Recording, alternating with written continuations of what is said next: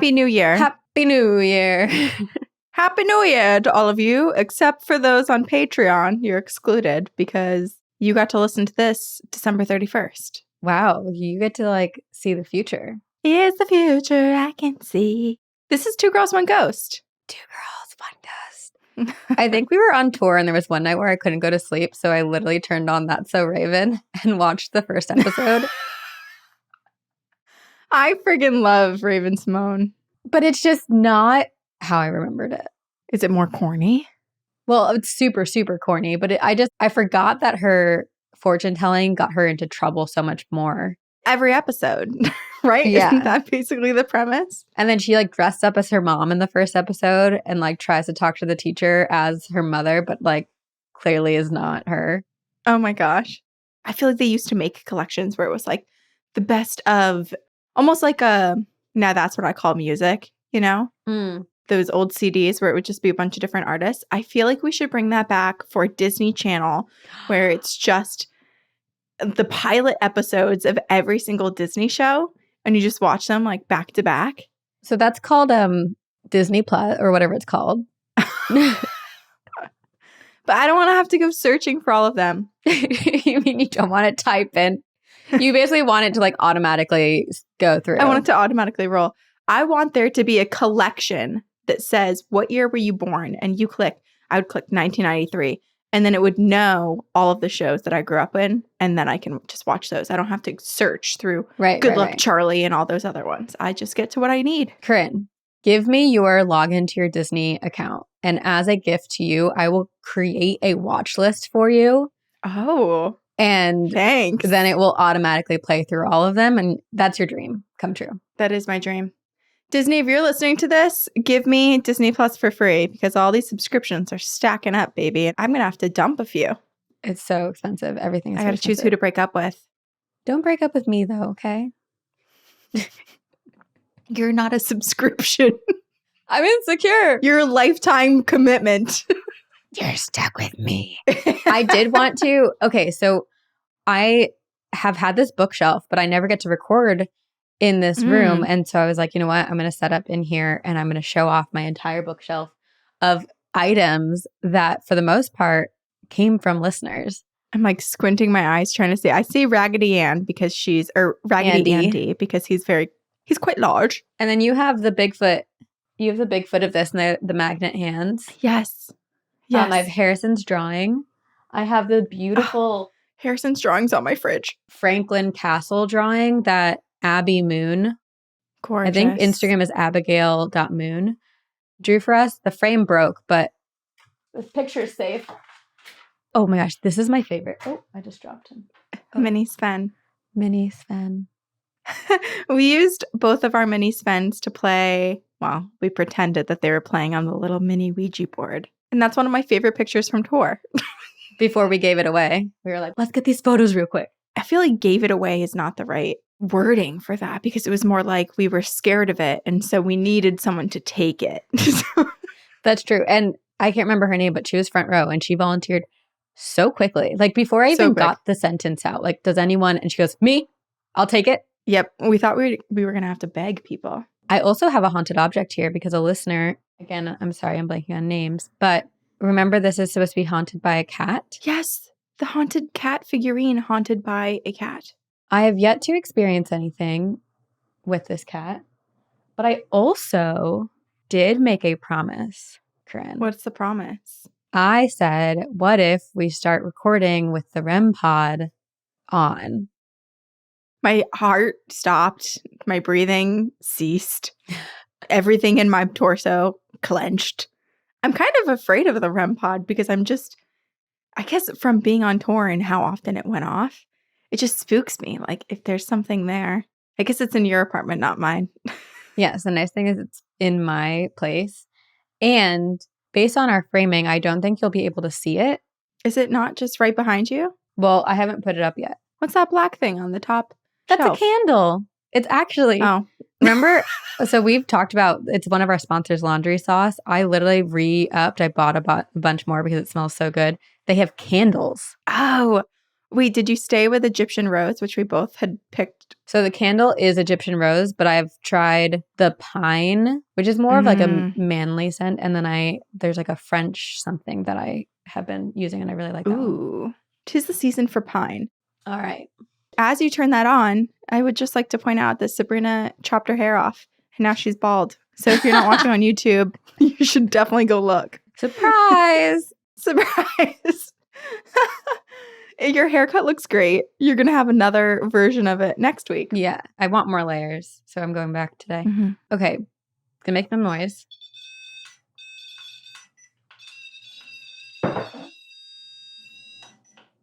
Can you see it? I can. Okay, great.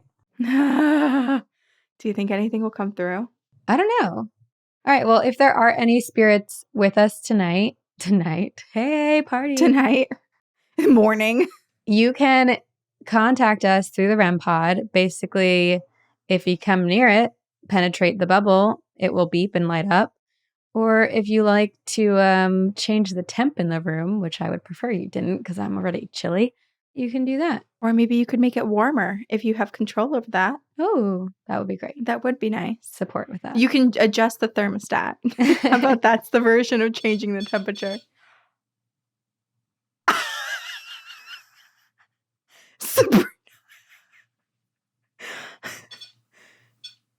Is there someone with us? Do you just like listening to the podcast? All right, well, stay tuned. I feel like this is a great example of what happened to us on tour. It's like it would go off all the time when it wanted to. And then as soon as we asked questions, it was like, never mind.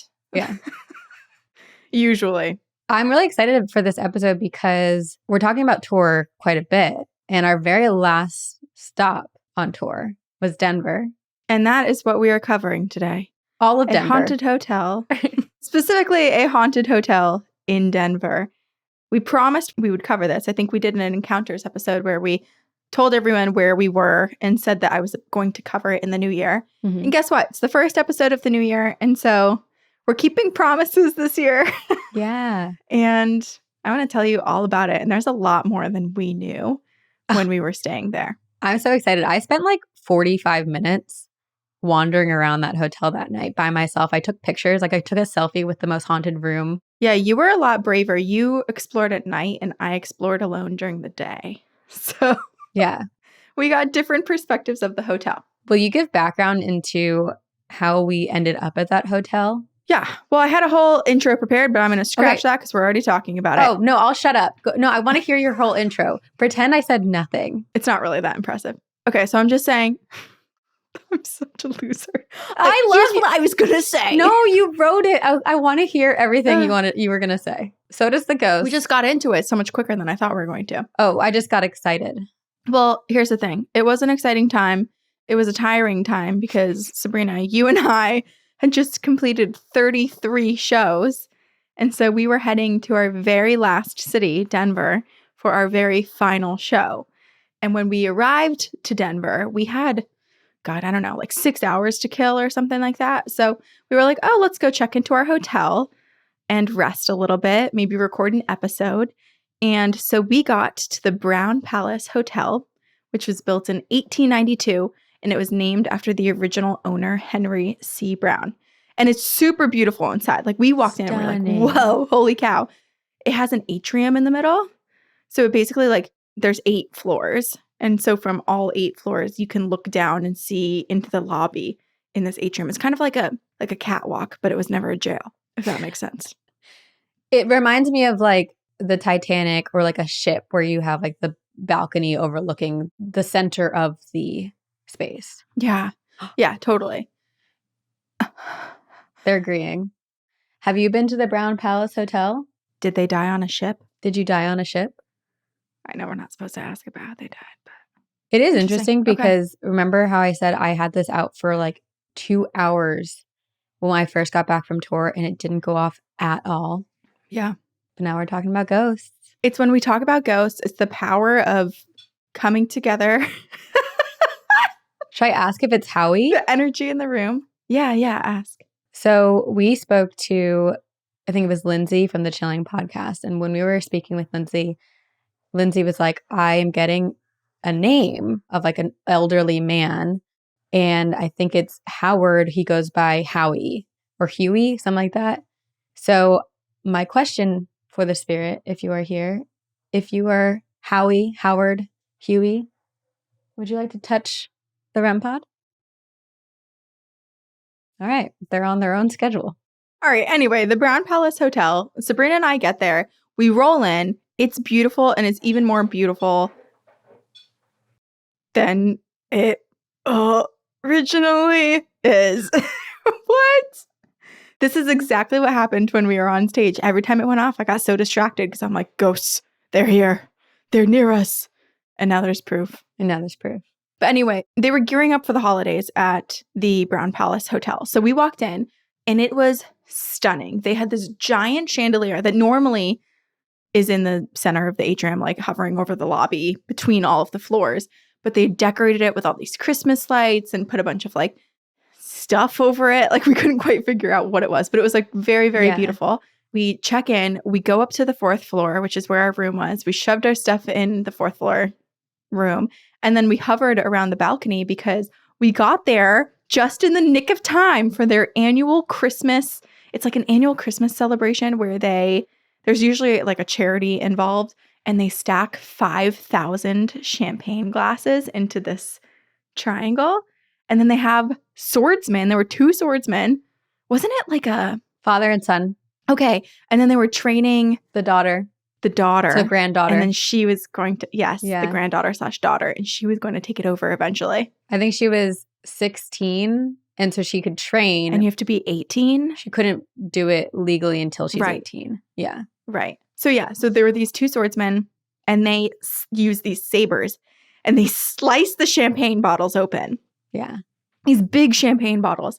And then part of what was different this year was I think they like auctioned off or something who got to pour the champagne. Into the tower, like on the top of the tower to pour it all the way down. Yeah. They have like a little elevator set up to bring people to the top of this 5,000 glass champagne tower. It was so cool because we were not expecting it at all. And the hotel itself already, it's so historic and elaborate and beautiful that it embodies a Christmas-like feel already. Mm-hmm.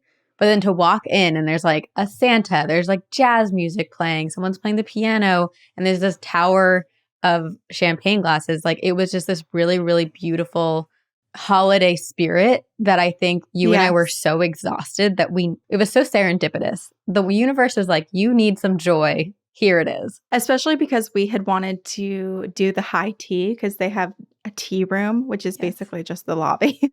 But they do high tea, and we were so excited, and we're like, oh my God, we're going to do it. But then there were no reservations, and so we were a little bit bummed. But that's because this whole celebration was happening. So that it all worked out. Yeah. But the Brown Palace, like you said, there's a lot of history. It's very famous too. At the time that it was built, it was Denver's tallest building. And it's only 8 stories tall, so it's very funny. Wow. But hey, it was tall. It was the second longest, or it is the second longest operating hotel in Denver. Wow. So it's never closed since being opened, despite going through a bunch of renovations.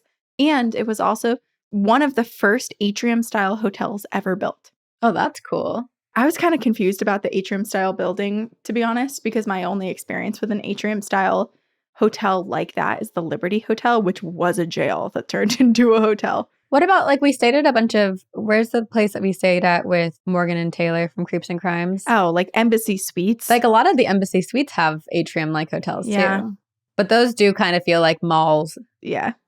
They're not the same at all. They're not grandiose. No, they're not. There were no, like, ballrooms and people hanging out lavishly. But they do have the elevators that you can see for, like, on the inside. Like, I get excited about those. And they go too fast. It's like Tower of Terror in there for me. So Henry Brown, he wanted, when he was building this hotel, he wanted it to be the best hotel that he ever built. So he built a few other ones, but he was like, this is it. This is my time to shine.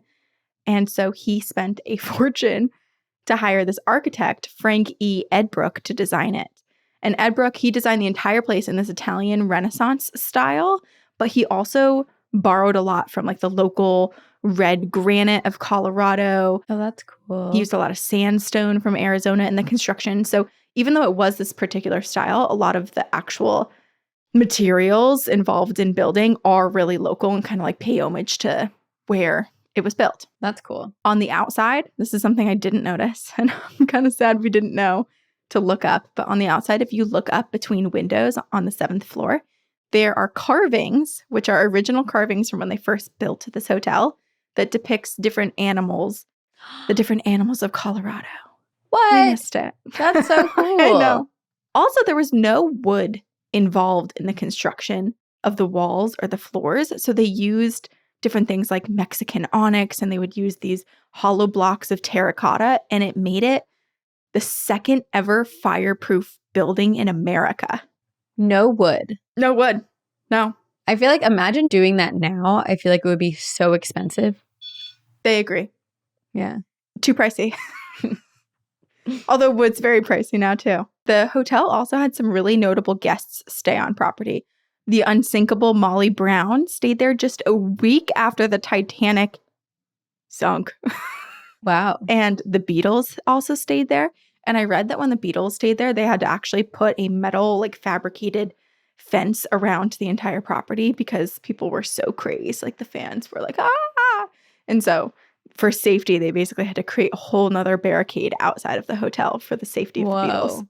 Oh, speaking of metal, you know how there's a bunch of the kind of like black wrought iron The railings like on every single story. So apparently 2 of them were upside down when they were installed and they never fixed them.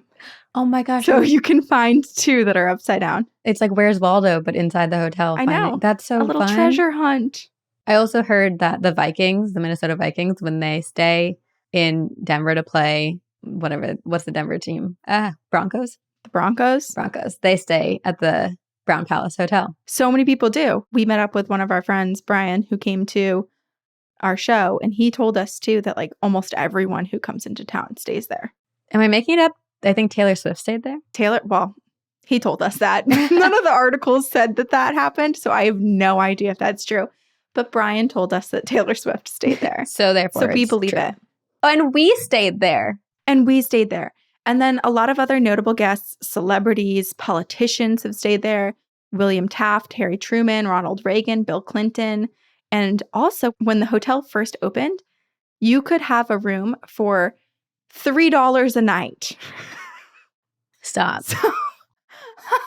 But it cost like over $1 million to build. $3 a night. Yeah, pretty wild. You can't even buy like a Snickers bar for $3. No, everything's way too expensive now. Jeez. Also, glad that you brought up football because here's another thing we missed while we were in there. There's so many little nooks and crannies and treasures and plaques, and it's just impossible to see everything unless you're like really spending some time slowly going through every single floor. But apparently this is the birthplace of the Denver Broncos.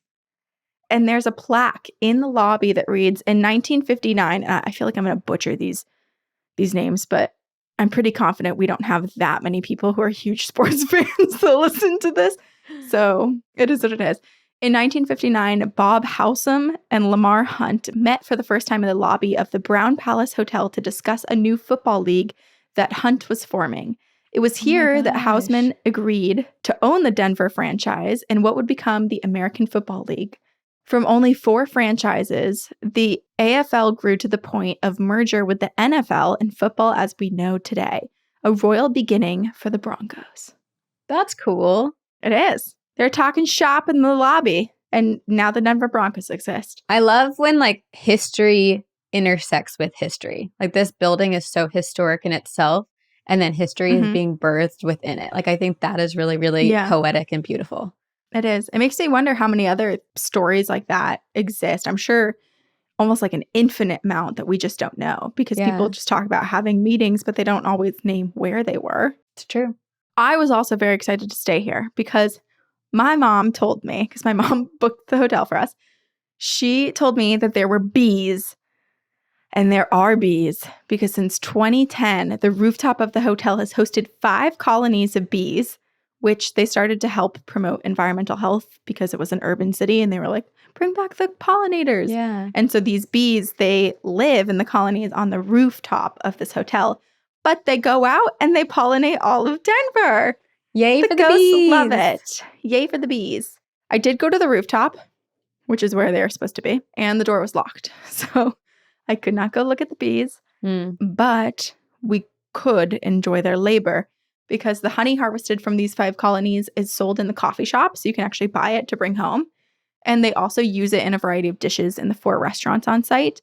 And then they also have did you order this? There's a customized beer crafted by Denver Beer Company, and they use the honey from these colonies. I think I got an amaretto. Oh, you did? Yeah. Okay. We went to that restaurant, the Ship Tavern. We went to it twice. Yeah. The Tavern. But yeah, so if you go to the Ship Tavern, you can get the Brown Palace honey wheat. Ooh. And it has honey from just upstairs.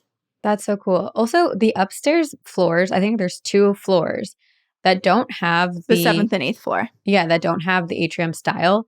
And when I was up there, it reminded me so much of like a YMCA pool. That's so funny. It totally feels like that because of, are you talking about because the walls? I felt that way because the walls have those, yeah. How do you even describe them? They're like tiles that are windows, but they're like so foggy. Thick and square and foggy. And it's exactly the tiles that would be between like the pool area of an indoor pool in a gym and the locker rooms. I'm so glad you agree with me. 100%. I'm glad you said that because I also thought when I was up there, I was like, this is so different, but feels also familiar. And I couldn't really figure out why. It almost felt like they added those 2 floors later, which I don't know if they did or not, but it was a strange. Yeah. You'll get to it, I'm sure. But one of the most haunted rooms is up on one of those floors. And I was like, I don't blame it because there's this weird, like, suffocating feeling up here that I feel like an energy ghost or something would fester. You know what's interesting is that it does feel newer and distant up there, but actually the 7th and 8th floors have the historic rooms. So when you go online and you look at pictures of the hotel rooms you could be in, if you're between like 2 and 6, you're going to get a room like we had, which was probably, like it looks like it was redone in like the 80s. Sure. But if you're staying on the 7th and 8th floor, it looks much more like an old inn sort of style where it's like really ornate, like turned wood banisters of the beds and bird cages and quilts and stuff. There were some, okay, this was weird. So when I was up there exploring, I noticed that there were some doors that were clearly used to be hotel rooms. So I imagine that maybe like some of those rooms are bigger, but there are doors there that are like locked, but they have peepholes and they don't have like a doorknob or anything. And it's super, like, I was like, what is going on? It made me a little uncomfortable. That is weird. I feel like the only reason for that to exist is if they're just completely glued shut and the back of the room has been like busted out. That's what I imagine. A larger staff area, but that's creepy. It was weird. It's like if you're going to do all of that, like at least just change out the door. Right. Why wouldn't you just make it a wall? But hey, who am I? Or like a handle with a keypad so it's very clear that this is an employee. For, staff. Literally put staff only plaque over the peephole. You don't even have to take the peephole out. Right. It made me like feel like something was, because I even was like, I pushed on it because there was no doorknob. Like it looked like a complete door, but the doorknob was just like the flat door and then it had the peephole. So I was like confused. So I even like pushed through it to be like, could I get in here? Nothing. Oh, you know what? I think I pushed on that exact same door. Was it on the 8th floor? There were a bunch of them. I was pushing on a few because I was trying to figure out what the bees were. The only time I was brave was like, gotta get to the bees, but I couldn't find anything. Yeah. Oh, also, fun fact that I read about Ship Tavern. So that's the restaurant that serves the beer that is made from the honey. It was designed and opened in 1935 as a celebration of the repeal of prohibition in the U.S. So they were like, fuck yeah, we can drink, and made a whole tavern for it. I love that. Celebrate it. And I also love that it's like a ship. I don't know why they chose ship for that, but I'm there for it. It's kind of spooky that they chose ship and then Molly Brown had stayed there a couple decades before when the Titanic. Yeah. And then the Molly Brown house is not far away. It's like a mile away from the Brown Palace. Ship is a strange move given that it's in the mountains and like the valley. There's really cool features in the hotel if you walk around the 7th and 8th floor. There's a bunch of historic photos and whatnot that you can find. And you found when you were walking up the stairs, Sabrina, didn't you see like a plaque that said 1 mile above sea level? Yeah. Yeah. It indicated exactly there. Okay. So my mom was our travel agent while we were on tour for booking hotels. She booked all of our accommodations and she discovered that this place was haunted. So for our very last spot on the road, she had called and said, "Can I put you in a haunted hotel?" And we said, "Fuck yeah." And that's how we ended up here. Yes. Yeah. She was like, "I'll do it for your last one. I figured this one, if you lose sleep, whatever, you don't have a show the next day." And nothing happened. We both had really weird dreams, like very similar weird dreams, remember? Yeah.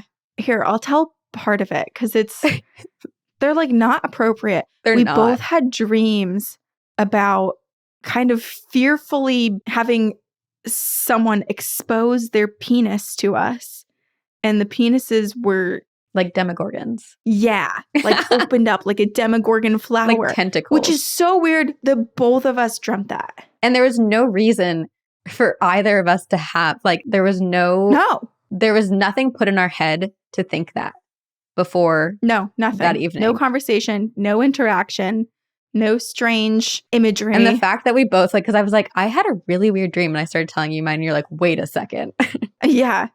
It was weird because it was like yours was a person with a Demogorgon penis and mine was almost like a creature from, I don't know, a different planet with a Demogorgon penis. Yeah. But we both had Demogorgon penises. Dicks. Yeah. And it was very scary. Didn't like seeing that. Nope. No. Anyway, not sure what's going on at that hotel, but it's implanting weird dreams in our brains. Yeah. So yeah, this place is haunted, which no surprise. I feel like so many hotels are haunted. So many people come and go.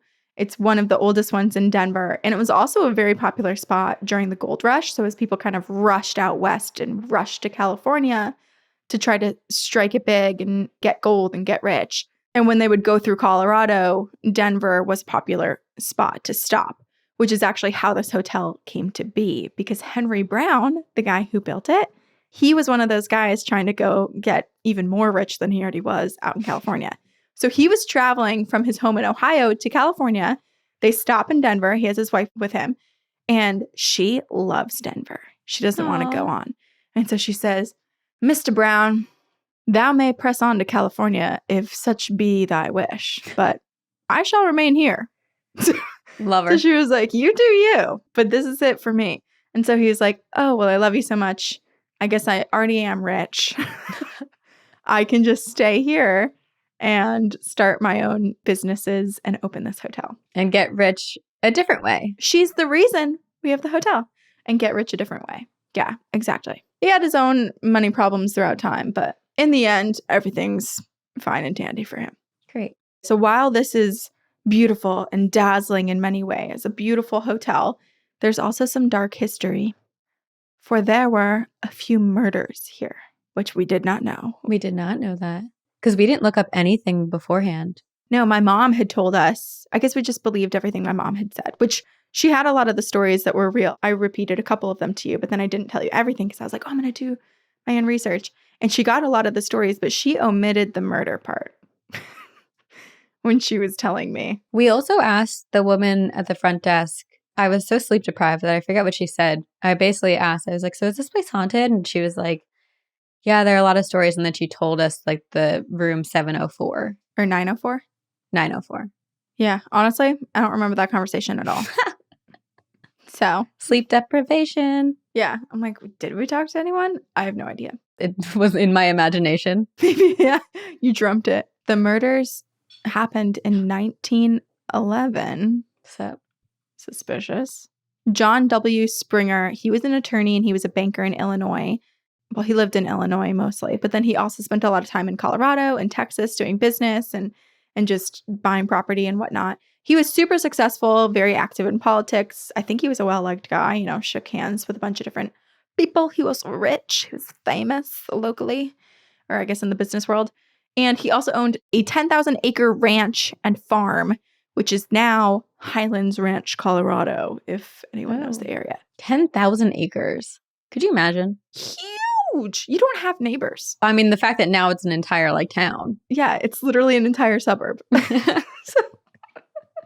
Crazy. So he had a lot going on for him. Life was pretty good. But unfortunately, his wife, Eliza, they had been together. They had 2 children. One of their children had passed. And then Eliza got really sick. She got tuberculosis. And so they actually moved to Denver for her health from Illinois to just be a little bit warmer, get to spend more time outside in some fresh air. So they moved there. And then in 1904, Eliza passed away. Their surviving daughter, Annie, she was the only one John had left. And so despite all of the fortune and luck and business and whatnot that he had a tough go at life. Yeah. So 2 years after his wife Eliza's death, John Springer, he meets a woman. And this woman is named Isabel Patterson Folk. And she's very beautiful. She's very charming. She's very lively. She was described as, quote, an audacious young woman who developed an addiction for nightlife, narcotics, and adventure. So she was exciting. I feel like I shouldn't trust her. It's hard because it's one of those things where she's not painted in a good light here. I will say that. Her reputation never recovered. And it's one of those things where it's we only hear one side of the story. Eek, I'm nervous. Whoa, my physical body is reacting to this story because I know that ends in a murder and I don't know who or what is going to happen. Okay, so here I am listening. It'll surprise you. Okay. This is like a twist because it's not who you think it is. Okay. Because you have 2 suspects right now and it's not going to be what you think. Okay. So Isabel was very exciting. She's got a lot going on. She's also 20 years younger. She's got some energy to her and she's doing all these things that can be viewed as kind of wild, and she's having a ton of fun and she's out all the time. She's living her life, and John is just infatuated by her. He falls in love with her. Only problem is she's married. But it doesn't matter because Isabel, she falls in love with John as well. So she is like, I'm going to get this squared away. She returns home to St. Louis and she divorces her husband. And then she and John are married 2 years later in St. Louis, 3 days after she officially received the divorce papers as confirmed being divorced. Wow, they got married very quickly. Well, it took 2 years for the divorce to actually go through. So they had been dating for basically 2 years. And then 3 days after it was confirmed, they got married. Gotcha. So they had a ceremony, then they had a wedding luncheon, and then they hopped on a train in St. Louis and they headed for Denver because they were like, now we can officially start our lives together as a married couple and we can live on your ranch, John's 10,000-acre ranch. Where is Annie at this point? With them. Okay. So she lives with her dad. So this whole time she's there. This is basically Isabel's her stepmom. I have a theory. Do you want to present it? Did Annie get a perm and go take a shower? and kill her dad? No. I was thinking killing the stepmom. Oh, kill the step? No. No, she did not. Okay. She did not get her hair wet within 48 hours of her perm. So they moved to the ranch, and Isabel, she was an extremely social woman. And so it's really hard on her going from a life of socializing all the time with her friends and being out and visiting different restaurants and bars and dancing and chatting to just having no neighbors and being alone on this huge ranch. And so John, he's trying to be a good husband, or at least it's painted as such in the records that I was reading. And he's like, you know what? I totally get it. I don't want for your lifestyle to suffer because now we're living on this ranch that I had chosen without you before we met. Right. So I'm going to do what I feel is right with all of the money and the funds that I have. And I'm going to rent out a suite at the Brown Palace Hotel so that you can just have basically like an apartment. You can have this hotel suite to stay in whenever you want. So you go out, party with your friends. It's too late.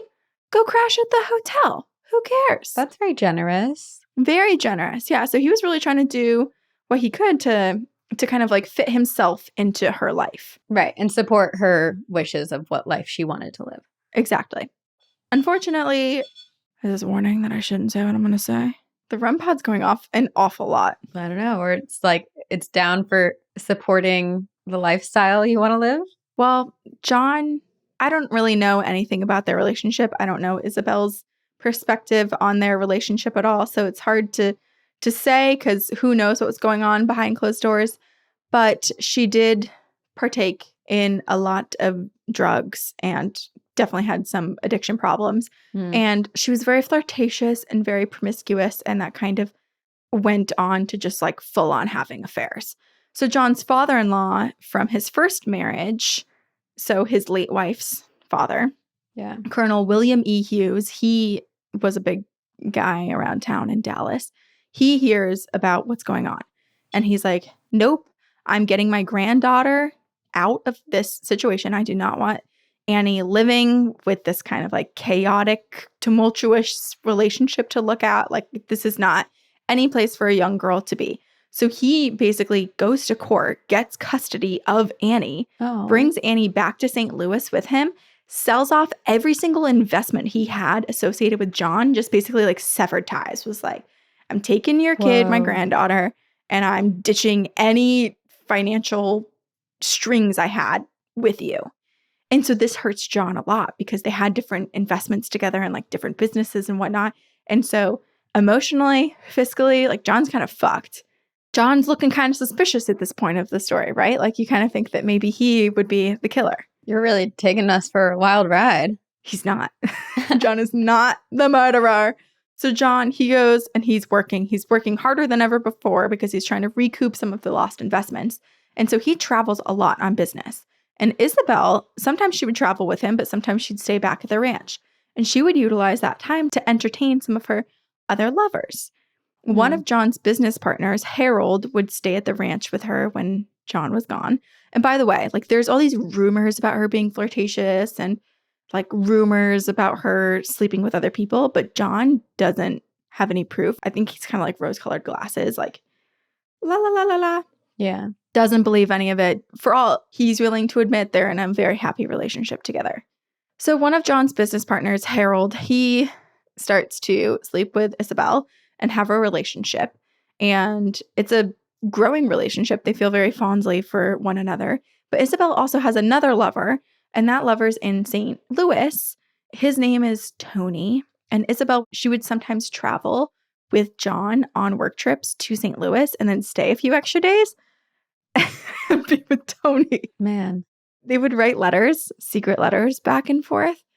And it got to a point where she really wanted to break things off. She was like, I don't think that this is a good relationship for me. I think I need to break up with Tony. But he was threatening her. And he was like, well, I have all of our secret love letters. I'm going to expose you and our relationship. Your husband's going to find out. So she was really stressed. And she's staying at her place at the Brown Palace Hotel. And so she calls John's business partner / her secret lover, Harold, and is like, hey, I need help. This guy, Tony, he's coming to visit me in Denver, but he won't let me break up with him and he's threatening me. So Harold's like, don't worry. Boop. Shoots him. Kills Tony in the Brown Palace Hotel. I have no idea how many words were exchanged, but it seems like it was a pretty quick situation where he's killed. And then unfortunately, there was an innocent bystander in the hotel's marble bar who was also struck by a bullet and killed in the process. Jeez. John didn't die. Isabel didn't die. Tony died. And an innocent man who was at the bar died. Whoa. Yeah. The murders resulted in a very public trial. John obviously found out about Isabel's affairs. Yeah. And he filed for divorce one day after the murders and finding out the reason behind it. Wow. Part of the divorce agreement was that Isabel had to leave Denver permanently and forever. So she could not come back. And so she left. She got on a train. She dipped out. She passed away in Chicago 6 years later. John lived a much longer time after that. He did eventually remarry. That is intense. So 2 people died at the Brown Palace Hotel, like down in the lobby area? Basically in the lobby, in the marble bar. Wow. Right there where we watched all the Christmas cheer and the champagne being poured. Severed open. Yeah. Wow. It is kind of horrifying when you hear the dark history and then you kind of, it doesn't feel fair to completely abandon spaces just because something horrific happened. Like you want to bring life and good memories into a space, but also part of me is like, oh God, it does feel weird just like continuing on with life when someone has lost theirs right here. I mean, that's why there's all these stories of like residual energy in the stains because like things like that leave a mark. True. So you would think that there was a haunting mark here, but oddly enough, none of these people haunt this hotel. Okay. So despite the tragedy, these are not the ghosts. Only their legacies haunt this hotel. Okay. But given that the hotel is so historic for Denver, it also is in this triangular shape. So it has a lot of nooks and crannies and little offshoots and whatnot. There's many hiding spots for spirits. Mm-hmm. And the Brown Palace Club is a go-to spot for these ghosts because everyone likes to have fun, whether they're dead or alive. Which I didn't even notice the club while we were there. Like party club? Yeah, there's a club. I saw like up on the second floor, there was like a long hallway to what I thought was like a ballroom situation. Is it that? I feel like we barely even explored the hotel, Yeah. even though we felt like we did, because there's so many different spots in this hotel that are Wow. listed as like hot spots for spirits. And I'm like, where the hell is that? I don't remember that. My goodness. But apparently there's a club. Okay. And that's where the spirits are. Visitors report lights turning on and off on their own. They've also witnessed what appears to be something crawling underneath the rug. Oh. Which that's the haunting my mom told me. She's like, are you okay? I don't think there's many things happening here. I think it's all pretty benign. Sometimes people see something crawling under a rug, but it shouldn't be too scary. Is that like a rat? Like I don't know. A ghost Yeah, it's animal? not like human sized. It's smaller. It must be a ghost animal. I kind of love that because you hear about like ghost cats, ghost dogs, but like there's got to be ghost rats. Ghost rats? Especially in New York. Where are all of them hiding? I don't know, but apparently this rug situation only happens in the club. So something's trying to trip everyone who's around and having a good time. The club. Many people have also spotted a man wearing a dark suit or a uniform of some kind. He has a cap on and he's standing at the club entrance. So initially you'd think like, oh, is this an old bouncer or someone who really enjoyed going to the club or something? Like he has a uniform on though, so it's a little bit confusing. But people started to realize that he really looks like an old-fashioned railroad conductor. Oh. And they were like, this is weird because he looks like he's of flesh and bone. Like he looks like a real guy when you walk up to him. But then as people approach him, he starts to float away. So he doesn't walk.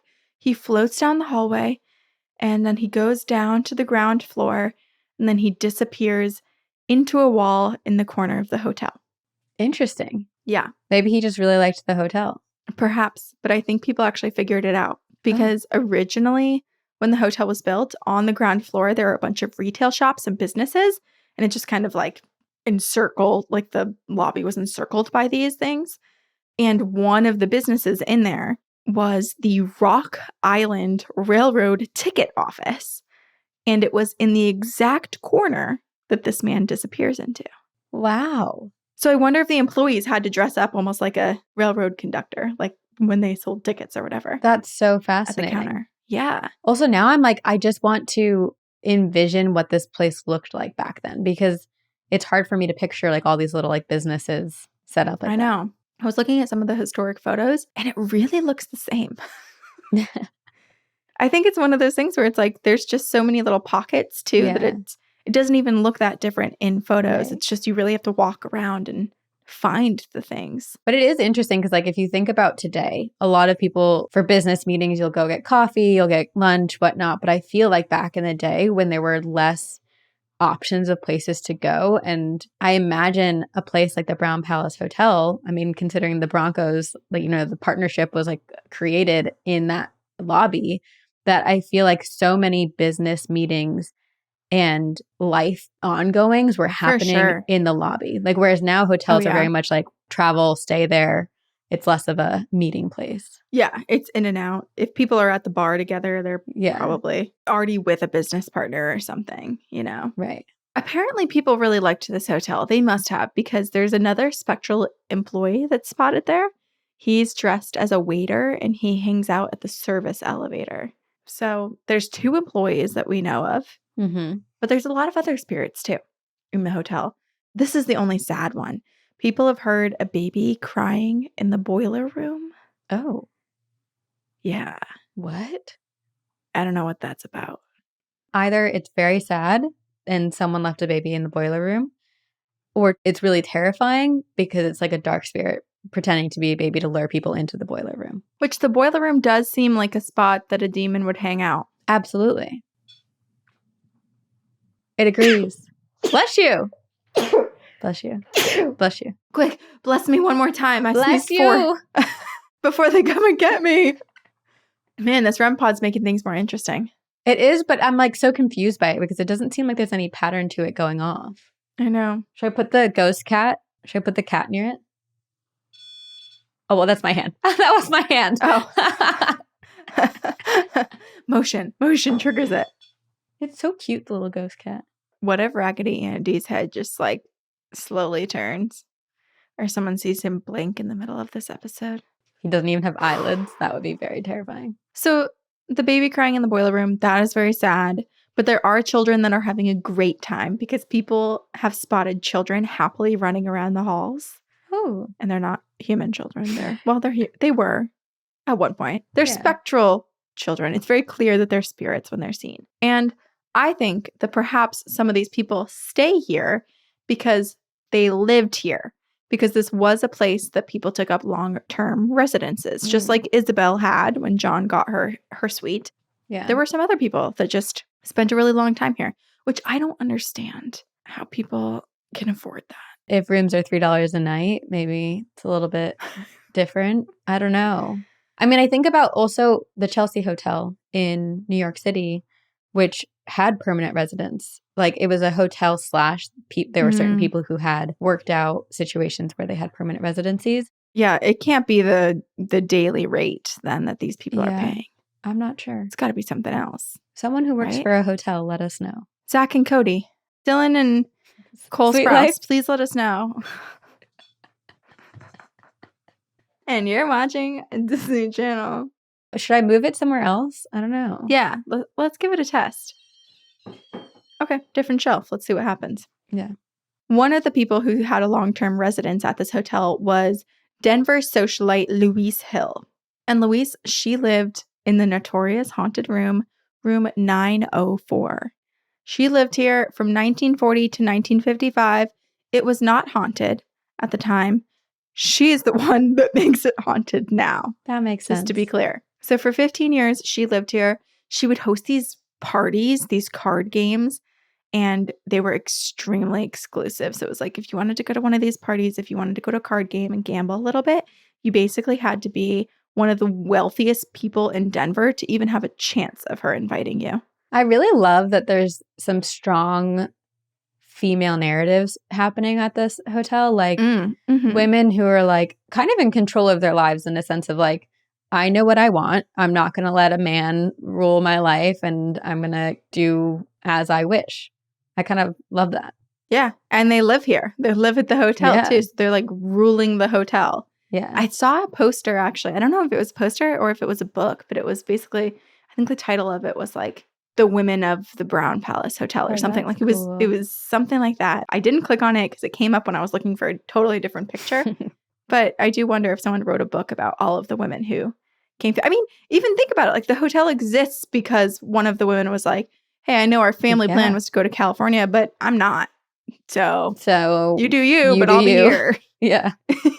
Yeah, like literally everybody I really do involved like that. in this area. Yeah. Despite having a very thriving social life, Louise also had a huge heartbreak. And she basically, some people said it was unrequited love.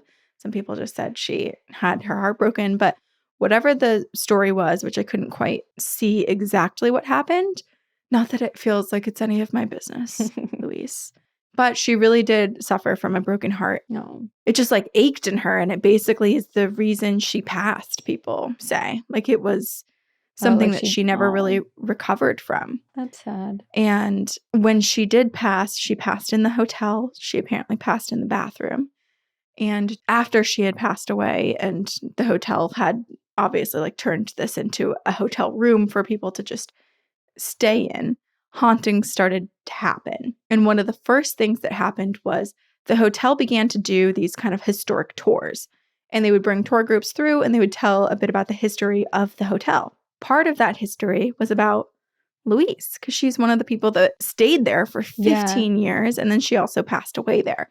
So part of her life was being talked about during this tour, and they discussed her heartbreak. And she must have not liked that invasion of privacy, because the switchboard suddenly began receiving calls from room 904. Stop. That is so cool. The room at the time was completely vacant. It was actually more than vacant. It was under construction. It was being renovated. So there was no furniture. There wasn't even wallpaper. There was certainly no telephone. So no one was in that room. And there was no way to receive a call from that room. So every time the switchboard got a call, someone from the staff would answer it and it would just be static on the other end. That is so cool. I think it's great. She's like, hey. You can tell part of my story, but not that part. Right. Leave that part alone. I was reading some of the TripAdvisor reviews too, and I read a couple about hauntings here, and I think some of them are actually associated with Louise. One of them was that a guy brought his wife there and never told her that it was haunted at all because he didn't want to spook her. And the next day when they woke up, she just complained and was really annoyed that someone was playing cards right outside their door or in the next room all night, just shuffling cards. And she had her poker games. And I have no clue what room that they were in, but I feel like they must have been in Louise's room. That is so cool. Yeah. I am picturing a ghostly poker night. Lots of cigarettes, dark, moody lighting. That's basically a scene from American Horror Story Hotel it was the first time we saw Lady Gaga, right? Where she's the vampire and it's all the, isn't H.H. Holmes in it or something like that? I don't know. It's all the spirits that come back for a dinner party once a year or something. Why did I think that was during the New Orleans one, when they're searching for the Axeman? But I know exactly what scene you're talking about. Oh, maybe it is. Maybe I'm getting confused. I could be weak. I don't know. How do I know anything? How many seasons of AHS are there? There's a lot. Oh, actually, this reminds me. So the woman that I asked about hauntings at the front desk, oh, you know what? Maybe you weren't there. Maybe you were waiting for the Uber or something, because I had asked her if they do ghost tours, and she said every October they have ghost tours that they offer throughout the month. But then you can also reach out to them and book a ghost tour any time of the year. You just have to pre-book it, and it's a private tour. That's very cool. I appreciate that they're accepting of their haunted history. Yeah, me too. I also read another review that said that one of the members of the Bell staff had told someone who was staying there that every time he passes Louise's room, he blesses it because he feels bad for her, and he's trying to, create a good positive space so that hopefully she could be less heartbroken and move on. That's really sweet. Another room is subject to ghostly hauntings as well, and that is the San Marco room, which is the dining room, which I'm 99% sure, isn't that where they serve breakfast? I think I sat in it. Yeah, I had breakfast there too. I think so. That makes sense. Because when I was looking at pictures online, I'm fairly certain this is the same room. Yeah. So back in the day, there were these bands that were brought in to play for the dinner crowd. But there was this one band, the San Marco Strings, that everyone loved. And so there was almost this petition to have them be the permanent band who would play here. Oh, that's and so cool. it worked. And they were just that was them. When you came to dinner at the Brown Palace Hotel, you'd probably be seeing this band play. And apparently they're still hanging around, because one evening, an employee of the hotel heard music coming from an empty room, and knowing that this room was supposed to be empty and that there shouldn't be anyone in it, they went to investigate, and the guy opens the door and he sees all of these musicians dressed in formal wear from, it feels like a long time ago, and they're warming up their instruments, they're getting ready to perform and practicing. And the employee's like, hey, hi, you're not supposed to be here. And one of the band members looks at him and replies, oh, don't worry about us. We live here. Stop. And then shortly after that statement, they disappear. That is the coolest frickin' haunting. Yes. Don't worry about us. We live here. There's a whole other world of things that is happening. I know. On the other side of this hotel, and that is so magical. It's so cool. Wow. And yeah, just to think about how many people were residents and then might still be residents there, or just decided to stay permanently. And that it does seem it all seems like a conscious haunting, doesn't it? It does. Where they're all just kind of hanging out still together. I love it. I'm not saying I want to die, but I want to just I just want to go experience that for a minute. I just want to go be with the other side for a second at the Brown Palace Hotel and just see what it's like. It just sounds so magical. Maybe in the astral plane you can. Or when you do eventually die, just try to remember that you wanted to go there. Pop over for a minute. There's so many places. You won't remember it in your next life, but in the moment, it will be magical. Yeah. So basically, it seems like these are all pretty benign hauntings, and people stay there because they love it. Yeah. And there is something kind of magical about it. Oh, there's another... Did you raise your hand? Me. Pick on me. One more thing. I have another thing to say. I feel like this adds to kind of like the warm, loving party atmosphere that exists here in the astral realm, because apparently there's been numerous sightings of a very well-dressed man in a suit from the 1920s, like evening clothes, and he is shaking a martini, and then he just disappears into the wall. So there's a bartender on site for these spirits. They're never going to leave. Why would you? It literally seems like a dream. It does. It seems like he is one of the most frequent sightings, too. He's always shaking those martinis. He's making a lot of drinks. Order up. Wow. I bet he makes the best martini. Oh, my God. Yeah. Got a lot of practice. Those things have got to be Oh, strong, yeah. too. Woo. To your point, when you said that they do ghost tours, I was also reading, I don't know if this is still a thing, but I found multiple articles from previous years. The most recent that I could find was 2019. So I don't know if post-pandemic it's come back, but they used to have something called the Haunted Happy Hour, where they would have different themes. It was kind of like a Halloween party, and they would serve food with all like spooky names, you know, like bat wings and different things like that. And then they would have paranormal investigators come in and guide you through the history and just like do actual paranormal investigative tours on site. They don't do this anymore? I couldn't find anything after 2019, so I have no idea. I want to do that. That's so cool. I know. They should bring it back. Petition to bring it back. It does sound awesome. Petition to bring it back. Should we be the investigators that they bring?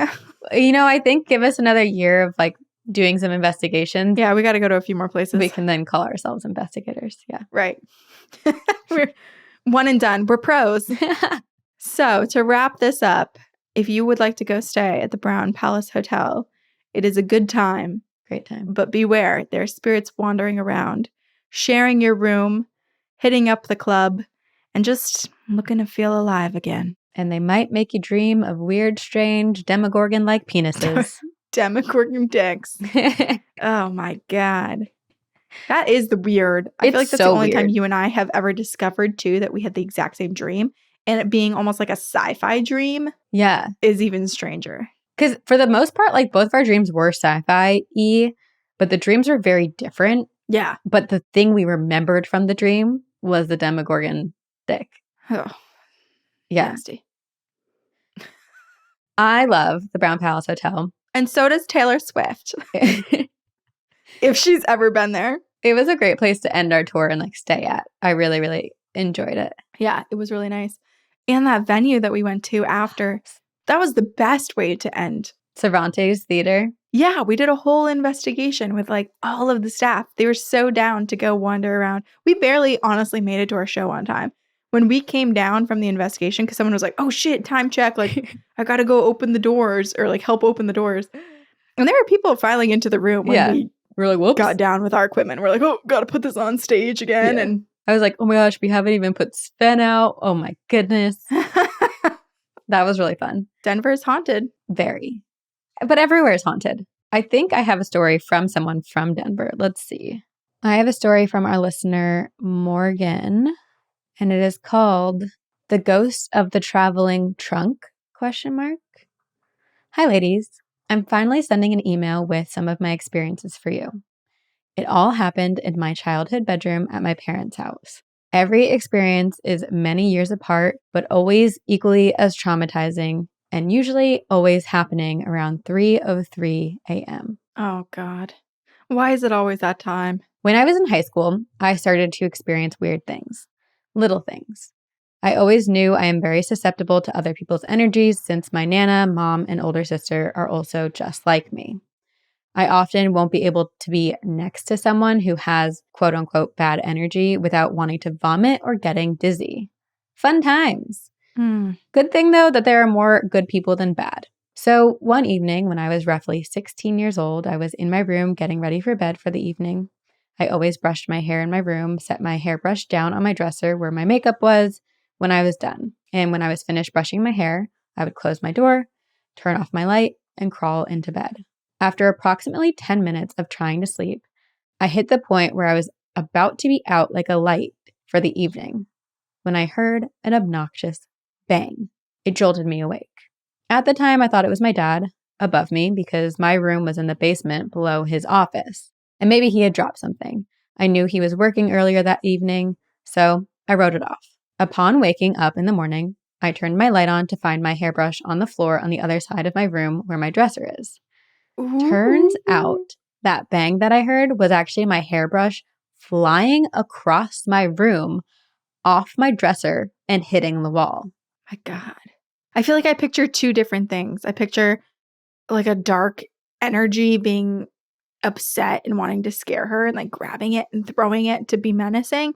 But then I also picture a girl who's trying to just sit there and get her hair right and it's just not working out. And she's like, ugh! And just chucks it out of frustration. Just wait for this. Okay. Another time, I was sleeping and was abruptly woken up by a man whispering in my ear, "You're beautiful." Ew. That's kind of sad that like that's my visceral reaction. Third scenario, man pulling her hair out of the hairbrush and like trying to keep it for himself. Oh, God. I woke up in a breathy panic to see a man with dark hair and dark features standing above my face, smiling, saying, "Hi." I screamed and threw the covers over my head, panting and trying to rationalize what just happened. First of all, who the fuck was that? And why is he in my room? And at first I thought it was my dad because of the dark hair, but I realized after compartmentalizing the situation that my dad didn't have facial hair like this man had, and because I slept with my door shut, I knew it was for sure not my dad because my door was still closed. This feels like a YA novel about a romance that's starting to occur between a ghost. What was that book we read? How to Hang a Witch. This feels like How to Hang a Witch. Yeah, it does. Another evening, this ghost came back and was disturbed and pacing back and forth in my room as if he needed to be somewhere and couldn't figure out how to get there. I only ever saw him pace like this once. However, not too many months after this, I had an out-of-body dream where I was watching myself sleep from within my ceiling. When I woke up freaking out from watching myself, I realized I was in the same position and wearing the same thing from how I saw myself in my dream. She was like projecting above her body, looking down at herself. Mm-hmm. Astral projection. Lastly, I was in university at the time of this incident. I was alone in my room, once again, with the door shut. I was laying in my bed relaxing, watching a movie on my iPad while drinking water out of one of those protein shaker bottles. I took the little whisk ball out because I didn't need it, and I set it on my dresser across my room. While I was watching the movie, I went to take a sip of water from my bottle, only to look upwards because in my peripheral, I caught movement in my room ahead of me. I looked up to see that whisk ball from my water bottle was bouncing on top of my dresser. I instantly froze and grabbed my phone while watching it to text my dad to come downstairs immediately and help me because there is a ghost in my room. The bouncing stopped and he came downstairs to tell me I was being ridiculous. He even brought my family dog to try and save me. And after my dad left my room, my dog just sat there with me but wouldn't move or blink. He stared into this full body mirror I had, just staring and staring and staring. Well, I guess that's great because now you know exactly where they're coming from. Portal identified. Even after I called his name numerous times to come sit in my bed, he just stayed there staring. Eventually, he started crying and whimpering and ran out of my room shortly thereafter. Oh no, poor baby. My dad tried to tell my mom about it later, saying that I'm silly and have an active imagination, but thank goodness my mother believed me, because the ghost or energy that my parents' house has did eventually reveal himself to my dad when I moved out by slamming a door on him. He's like, "Why did you let the love of my life go?" Slams the door. My dad still, to this day, won't admit it was anything more than the wind. Ha ha. Okay. There were times that my mom or myself would come home from somewhere and my photos that were hung up in the dining room had fallen and shattered off of the walls. Another time, I was sitting on the couch and a picture frame of my high school graduation plummeted on top of my head from a shelf above the couch. I don't understand why me, out of anyone in my family, but I've recently come to the plausible explanation that it could be from an old trunk that I inherited from my great Swedish grandpa. His sister, my great-great-auntie, had an old trunk that she took everywhere with her. It was beautiful, and I was happy to have it in my room. But I just recently found out that it used to belong to a man my great-great-auntie knew back in the early 1900s and was given to her for her travels from Sweden to Denver. So maybe this is the man who woke me up in the middle of the night? I would not be surprised, and I am now attempting to find a photo of this man to see if there's any correlation to my experience. I hope this wasn't too long. Thank you for being awesome and always managing to give me those craved goosebumps. Cheers, Morgan. Morgan. Not many people can say that they were haunted by a ghost who had a crush on them, but you can. I'm also really curious about, so if it is connected to the man who gave the trunk to her great-great-aunt, what if this man had a crush on her great-great-aunt, gave it to her, and what if Morgan looks like the great-great-aunt? Oh my God, she probably does. She needs to find a photo of, God, it would probably be so difficult to find. But that would be incredible if she could find a photo and see how similar they look. But you're beautiful. And then she wakes up and he's staring there and he's like, hi, like so happy that she woke up and so happy they can talk. Maybe he's confused. Maybe he thinks it is her. Right. Or it's his second chance at love. Like he thinks the universe gifted him this woman who looks like someone who he loved so much before. And it's his next chance and he's just trying so hard and failing.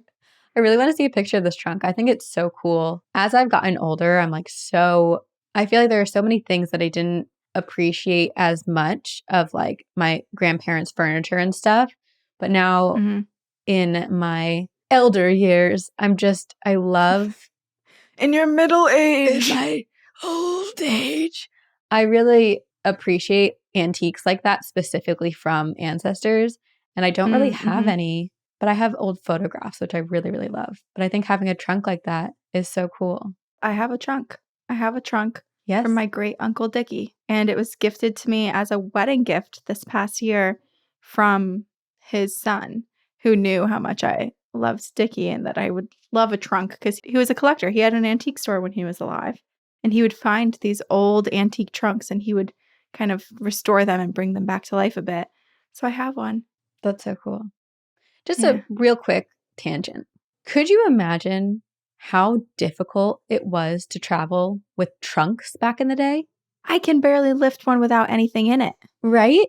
They're heavy. They're long and awkward. They don't wheel. How do you transport that? I don't know how people did it. A little leather briefcase, I understand. Sure. But I don't understand the trunks. Me neither. Maybe the people that had the really big, heavy trunks are the same people that didn't have to lift it. They had someone else do it for them. True. Maybe that's the answer. Just have a lot of money. That's the answer. It doesn't affect them. So still packing things in the trunk. I guess trunk is a wrong word for what I have. I have a chest. I have like a giant wood chest. It is heavy. Okay. I think I'm picturing. I don't think you could pack that. Oh. Yeah, I guess they're a little synonymous. Well, I get what you're saying. Is it the one with like the rounded top a little bit? Mm-hmm. Okay. Yeah, like a treasure chest. Yeah. Like I imagine someone's like old wedding gown is stuffed in that chest. Oh, yeah. Yeah. Beautiful. One of the things that I have on my to-do list in the next year is I really want to sign up for Ancestry.com and do all of my ancestral line.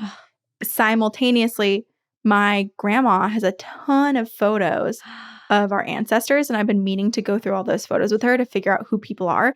And so I feel like if I do the two projects at the same time, I can upload all the pictures to so Ancestry.com cool. of those people. So then all of my relatives from that side will also have all of that as record keeping. I love that. Actually, I think my aunt is doing something like that.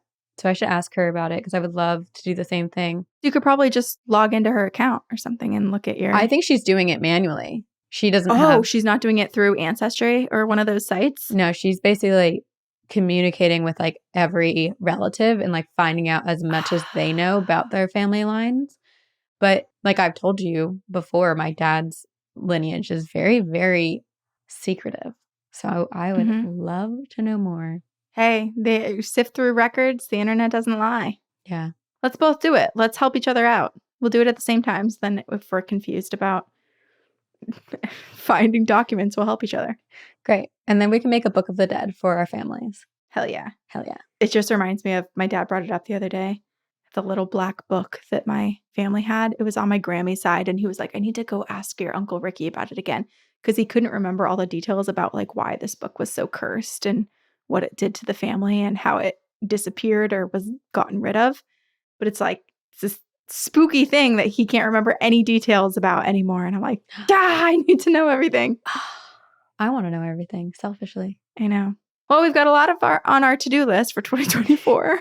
Great start. Tracking down not only ghost stories, but relics of our past. And then if you have any family secrets or curses and things and trunks and antiques, please email us all about it and any of your ghost stories. Please email us at twogirlsoneghostpodcast@gmail.com. And a reminder, if you are on Patreon, you are going to be getting all episodes of Two Girls, One Ghost 1 week early and ad-free on Patreon. Our Patreon tier, we have one tier now. So like you just sign up, you get everything. Including one extra episode a month that's only on Patreon. Yeah. Ooh. Yeah. Woo woo. Woo woo. So woo woo, like they do in The Sims, and hopefully not with a Demogorgon penis. And support us. Please rate and review us too on iTunes. It's really important. It does help us. It does help. It really does. And helps other people find us and other people get lost in the triangle and join the pyramid scheme. Shout out to Jamie, our producer, editor. You're amazing. And shout out to all of you for listening. Thank you. We love you. We love you. And we will see you on the other side.